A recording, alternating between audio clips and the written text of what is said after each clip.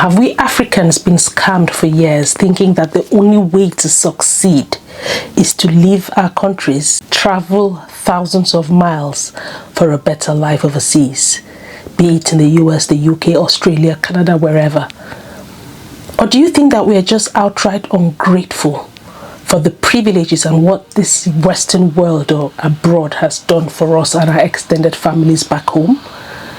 Well, this is one that I'll dissect further in this video, and I'll talk more objectively with facts on numbers, things like life expectancy rates, things like living standards, things like measures of education, standards of living, minimum wages across a few African countries and the UK. And I'll let you guys be the judge of that, because I don't think there's any right or wrong answer. But before I go into this, I just want to say that I want to thank you guys for all of your emails. I've had over 50 emails, and it's only a day old, the video, telling and sharing some very exciting tips and hints on how some of you have managed to crack this code. And I'll say loosen the belts or the ties and the feeling of being trapped, because whether we like it or not, a lot of us are in this situation. And it's so easy to know why we are in this situation, because I think we're in a new generation of immigrants. I am actually the newer ones. The older generations, those who came here in the early 90s or the late 80s, who did not go back home and settled here. They are the ones who are feeling the bigger pinch, because there's no book to use. We have no written and tested methods. We have nothing to go by, because it is a new venture for us. A lot of families have split because maybe one parent doesn't want to stay here. They feel like they're in the 60s. They've moved back. It's just divided families in ways that we cannot imagine. But it's interesting how Africans, we are so marginalized, and we often don't think that it's okay to have a different opinion. And you think that what you consider as success should be everybody's idea of success, maybe to be happy that you're abroad. That is something that I wish that we can learn, that there's unity in diversity. And what I'll class as success might not be what is classed as success to you. And this is in response to lots of people saying, I'm ungrateful. What makes you feel that coming here, I should be grateful for coming here? I feel, and I was brought up to believe that I was wholesome and I was enough, and I have given into this economy like the next person. And I think I'll blame our governments back home for us to feel like the best way to succeed is to leave our homes, settle for less because we have no choice. That's not what my thoughts are. So I'll dive straight into what I'm going to discuss today. It's not always black or white. We have sometimes a gray area we need to talk about. And this is what I'm trying to do, because there are loads of people watching who want to understand, what is my next move? Do I stay here? Do I go? And like I said, there's no right or wrong, but I'll share some insightful testimonies, stories of young people making the best of both worlds with families. That'll be further line in a few videos. But before I do that, I just want to talk about what is the measure that we will use to determine life here and there. It's a debate, and if this sounds like it'll interest you, then just keep watching, because I'm diving straight into the video. And if this is the first time you've met me, I'm Lulu, and on this channel we share a lot about how we can help as immigrants, especially African immigrants in the diaspora, things that we could do different. And I shared my story. If you did not watch my first video, a lot of what I said in the last video might not really make sense, and I'll pin that here, but wait and watch this before you watch that, where I talked about how things went a bit pear-shaped for me this year, or last year actually, and I found myself with a lot of unanswered questions, and that has helped to start this thought-provoking conversation on what we do next. So if this interests you, let's get straight into the video and talk about what the measure of success, failure, happiness, quality of life, and living standards across the pond. Let's get into the video. So I'm going to talk about three main things today. I'll talk about what we consider success, which is again very subjective. I'll talk about happiness, which is in between because there's certain things, certain measures that have been put in place by organizations now to measure happiness by country. And that will be very insightful in this video. And the last thing will be living standards, which is slightly less objective, where you can actually determine the things that will make you feel happy living in a particular country or region. Let's start with the first one, which is success. I think I did a video a few weeks ago talking about success, when I keep saying that if A feels like they failed and A's gross income every year is $100,000 and B feels like they've made it in life earning $30,000. It's not really because of lack of contentment or being ungrateful or just comparing. It's a very mediocre mindset. I am big on gratitude, and I always say that comparison is the thief of joy. But we have to understand that we all have a certain bar. The bar is at different points for different people for different reasons, and that's the beauty in diversity we must embrace. We don't have to mirror each other's thoughts. And I will share something really quick on success, right? I found myself on a particular day.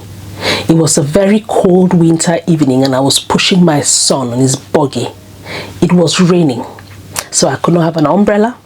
I was pushing him. I was wet. He was crying because he'd been in nursery all day. He was soaked. I was pushing this trolley going home, and a car passed and splashed water on me. I instantly dropped on the floor. I was in a traffic light near where I lived, and I was crying my eyes out. And this woman looked at me and said, "What's okay? Are you okay? Do you want a drink? Do you want a place to stay? It's cold, go." And I was literally not just sobbing, I was wailing. And I got myself together. She helped me, she covered me, she hugged me. She said, "Your child is getting wet. Please take him home." I got myself together and I went home and I called my mom and I said, "I want to come back." Mom, is why I said, when I was born 25 years ago, Mom, my dad got himself a car to just be happy that he had a daughter, and he went for a luxurious car, a Volvo. Mom, can you believe that how many years later you have sent me to a very good university? You've actually invested more than your parents did to you guys, and I cannot afford a car for my child. I feel like I've regressed. I want to come back home. My mom said, "Stop it. Your life is only starting. You've only been there for 3 years. I feel like there'll be time for that." And I got myself together, wiped my eyes, and I got myself my first car because I had been driving back home before coming to the UK. I'm giving you this example because somebody might look at me and say, "You ungrateful so-and-so. You've come and done your degree, you have a child, you have a job. Why are you ungrateful?" That is your definition of success. So success is so hard to define by each person. There are people whose parents are surgeons and they want them to be neurosurgeons. They want them to go one step further. If they end up being GPs, they feel like they failed, and you might say, "What? You're a doctor." So please, let's try to refrain from setting people's bars, because we set our bars so low. Honestly, I always say this, that we literally trip over these bars because they're on our feet level. Set it high. So on this point of success, based on geographical location, it's so hard to determine how best to work it out. So let's leave it. I'll go to the next one, which is again quite difficult to determine based on location, which is happiness. Happiness is really hard, and a few organizations here and there have come up with certain indexes, which I'm going to share. I did some research, and I'd always known about this, that Scandinavia, in fact Finland, for 7 years in a row has been classed as one of the happiest places to live in. And I looked at the list of the top 10 countries, and I'm sure you're not surprised that no African country features. The UK doesn't, Canada doesn't, US doesn't. The closest that we tend to go to is Switzerland and Australia. And it's interesting that out of the 10 countries, the first 5 are Scandinavia, and I've traveled to a lot of Scandinavian countries. I have family in Norway, I've been to Finland, Sweden. I love to travel. And when I go there, there's a certain peace and serenity that I feel. They might not have the material things that we have in the UK, but they have a quality of life. And that is what they've used to class happiness. And I'll just go a bit further because I made some notes on the things that will be considered, what people will use to get to consider them being happy. Let me just share a little bit more of this. The other thing that they've talked about, the other factors, apart from things like GDP per capita, is things like social support. So having an environment, people who support you, relationships, loving relationships that make you thrive, things like health, life expectancy, freedom to make life choices. It's a big one that a lot of Africans don't even know what that means, or those of us in US, UK, in these very capitalist countries, we don't know what that means. Generosity from people and perception of corruption.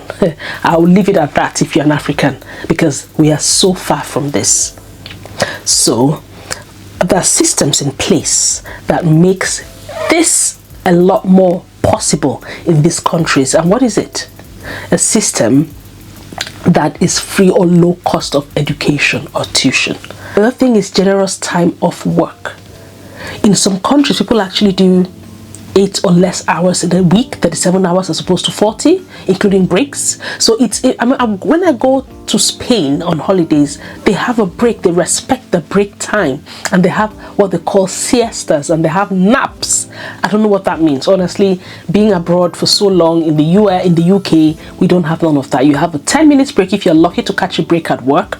You go around, get a sandwich, and you're back on your desk. That's what the life is. So those are the things that they do to help people feel happy. And the last thing is guaranteed healthcare coverage. In the UK, we are lucky on that one. So maybe with time, if we can help, if we can improve on the other parameters, we might get ourselves there someday. And then let's go now to one that you can actually measure, which is things like standard of living. I made notes on that as well. There's a level of material wealth per population, and it's classed or defined by certain things that we can measure. But don't get me wrong, I have taken a few African countries. I've taken Kenya, Nigeria, South Africa, and Cameroon to compare with the UK, and I'll be comparing on certain facts. We lack data in some African countries, but there's certain things that we can definitely measure. I'll start by saying that what you'll class is things like income and consumption. Okay, so per capita income, you can use Human Development Index, which is something the UN came up with, and we can also check things like gross domestic product. Those are all ways that you can measure income consumption in each country, but I'll not talk about that in this video because trust me, it'll be too long. I'll talk about certain things that affect us every day, and I'll talk now about things like life expectancy. Because when you think about why we work hard and why we want to have a good life, this is linked to things like our healthcare. When you have all the money and you've achieved everything, good career, and you don't have good health, how does that make much sense? And why do we want to have good health? We want to be able to live long. So let me crunch some numbers to you guys, and you'll make a decision and decide why or if certain places have an added unfair advantage, despite the gloomy weather in the UK and the US, despite it being depressing, no family. Do we have to measure and decide what is important using these measures? Now, life expectancy in the UK, listen to this. In 2022 or 2023, because the pandemic dropped it, but it's gone back now, it's 79 years for males and 83 years for females. This is in the UK, okay? And even in the UK, they've crunched the numbers more because England has better figures in terms of the life expectancy, and Scotland has the least. And even in England, just to show you that where you live is very important with certain measures. In England, guess where you would expect higher life expectancy? In London, they have the big box. And the least place is Northeast. They have the least life expectancy. Let's move to the first country. I'll talk about South Africa next. South Africa, the living life expectancy is 60 years for men, for males, and 65 for females. The difference with the UK is almost 15 years. In South Africa, there are certain things like crime rates, certain things like HIV back in the day. COVID also affected these numbers. These are very recent numbers.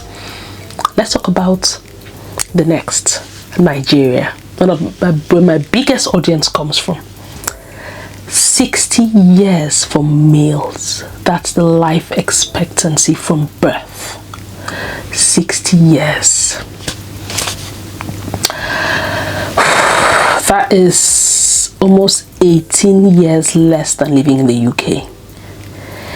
For females, it's 64 years, and that's, again, I can't even compare 82 in the UK. These numbers are a bit bleak. They might not really be a reflection of those we know, because this is across a very, very large population sample. Talking about people who will live till the 90, 100 in the villages, and the others who will not live past 50. And there are certain things that directly affect this, which is access to health, good sewage systems, housing. There are several things that affect how long you live. Education as well, and knowing what is right and wrong. I've had a few health scares last year for my family, which, God willing, we were trying to resolve. And I also understand that although the UK has very good access, which is almost free to healthcare, we have the issue where they are very good at reacting and giving solutions, but not fixing the underlying causes of our health concerns, which in Africa we don't have those same problems. That's why I talked about the gray area and finding a sweet spot that works. I don't know if that makes sense. Let's go to the next country, Cameroon. The male expectancy, life expectancy from birth is 60 years for males and 64 for females. This is lower than South Africa, unfortunately, and lower and same like Nigeria. And let's go to Kenya, where a lot of my other viewers come from. I'm just trying to compare so that you guys understand why people want to travel abroad and make it and settle here, because the one thing everybody says, and I have been one, when I took the leap to move back home, I already had my papers in the UK after 4 years of living here, and I said, at least if something happened with myself or my son or my partner, we could come back and gain access to medicals. How do we get medicals free? We contribute. If you pass a certain bracket in earnings, without divulging how much I earn, I spend almost 40% of my earnings in the system on taxes, which directly goes to the NHS, which helps with our healthcare. Do we have the systems back home? No. I'll talk now about Kenya. 68 years, that is the life expectancy from birth, and that is the highest across the 4 countries I've compared. Obviously the UK 79, so they're just shy of the UK's numbers by 9. And for females it's 72.2. that is almost 10 years or more than places like Nigeria, Cameroon and South Africa. And you ask yourself all the time, why do people want to move out? Because people lose their lives for the most careless things. I will share a different video how I almost lost my daughter when she was a few weeks old, and it's a story that really brings a lot of emotions. And I will just say that since then I actually give back to any health charities in the UK, especially the hospital that saved her. I did that this December. Now back home I do the same thing. If anybody told me that they had a medical emergency, I reacted like my life depended on that, because I know the importance of it.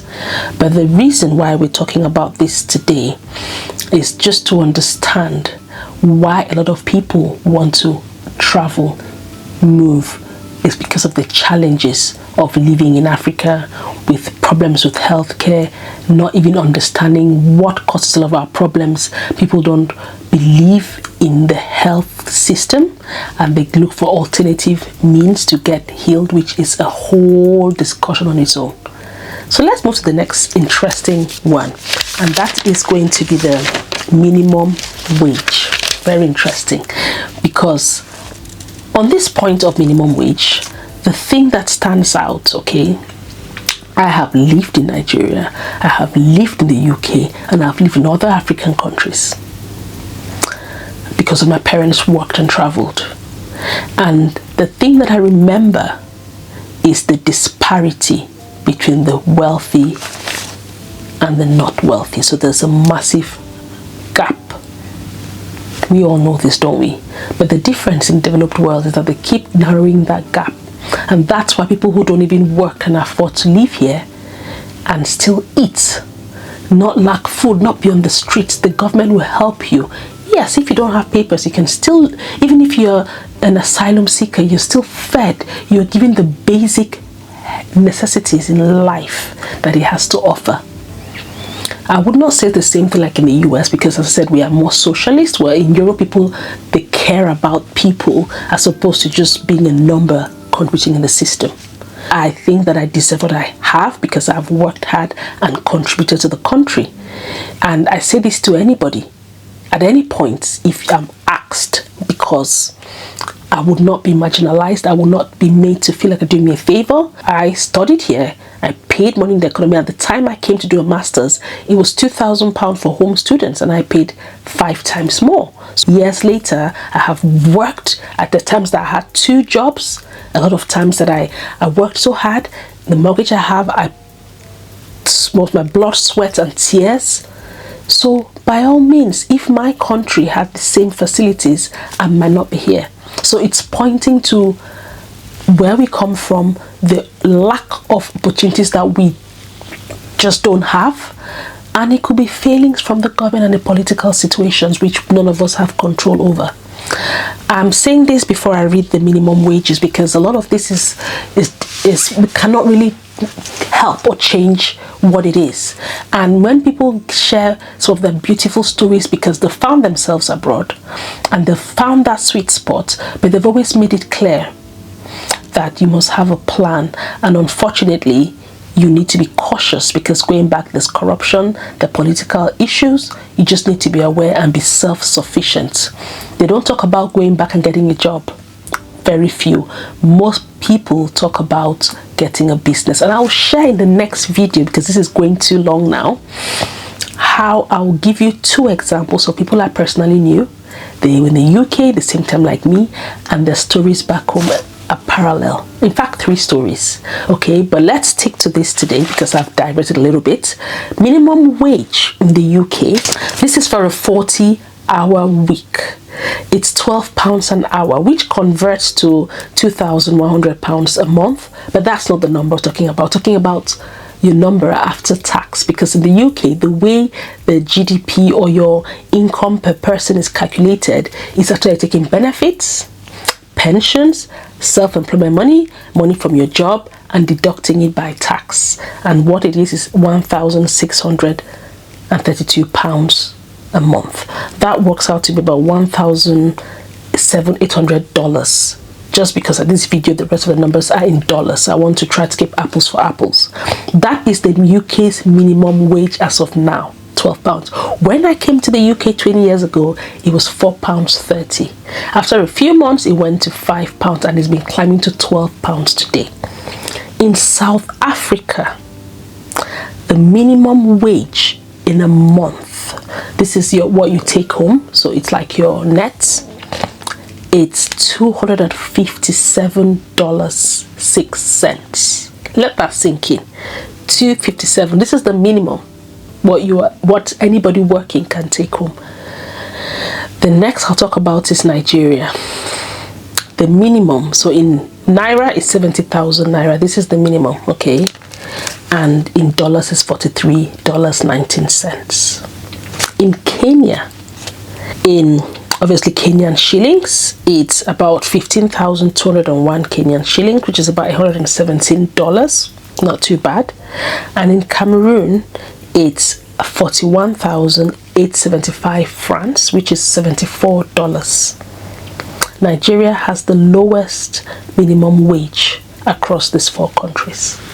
I'll drop it at that, and I'll say I can understand why a lot of people came for me and said I am completely ungrateful, I just complain, I have this, I have that. Our economies and our political leaders keep failing and have failed us, because these countries are one of the richest countries in terms of natural resources and gifts. Natural gifts from God that we don't have here. So yes, there's a debate that we can keep going on for days and hours, but this channel, what I'm here to do, although I like to have a debate and get into people's minds and thoughts on what they expect, what they'll do different, we have a crisis. We have people who are at crossroads in their lives. This is serious business, deciding what to do. They have lived here for 30 years, they have worked, they have maybe a pension, they have maybe houses. What do? Do they sell? Do they move back? Do they start a business? Do they depend on their pensions? Do they leave their families? Do they leave their grandkids, their cousins, their kids, and start afresh lonely now? Because we used to feel lonely here, but when you have a family, that's exactly what will happen back wherever we come from. And I always say that we are first generation immigrants who are struggling to understand what we do now. Do we start looking for plots to buy when we die to be buried here, or do we take the leap to move back? How do we navigate life? And this is no joke. If you're in your 30s, 20s, you might not understand. When you get into retirement age, you start asking these very, very important questions. And guys, I can tell you that there are loads of very good solutions, not only for the 60s or the 50-year-olds, but the younger you to start implementing them now. And I'll be sharing in the next few videos down the line when I gather all of the information. Keep your emails coming, keep your encouraging words. In particular, one particular viewer in the US shared something very poignant with me, and I think that that's like a blueprint we can start using, because before now, most people who came to the UK came, studied, and when my dad was here in the 70s, he studied here, and after he finished his studies, he went straight back to Africa. And I'm a product of that, because I know where I come from and I love where I come from, and I want to go back. Do my kids think the same? I don't know. And people say you cannot eat your cake and have it. You can eat your cake and leave some of the cake and you have it. Anyway, it's been Lulu. It's nice to have a chat, and I'm going to, in the next video, maybe I'll show that now, I'll share a few scenarios of people who have gone back and how life has turned out for them.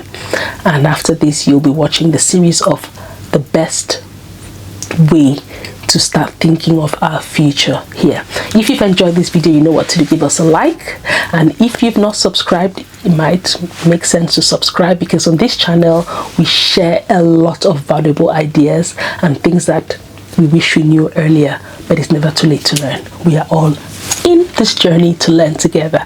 Thanks for all your love, all your support, all your subscriptions, and I can tell you guys that it will be worth your time. Thanks again, and bye-bye.